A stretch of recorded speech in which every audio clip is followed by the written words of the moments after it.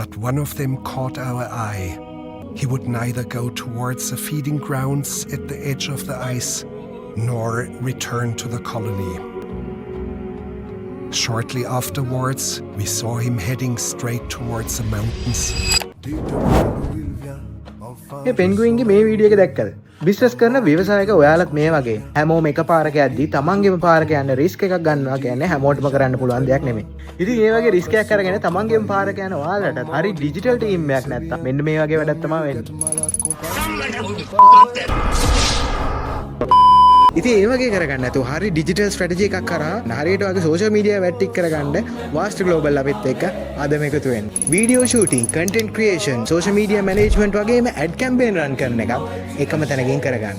මෙන්න මේ නම්බරේට දැම්ම WhatsApp මැසේජ් එකක් දාන්න.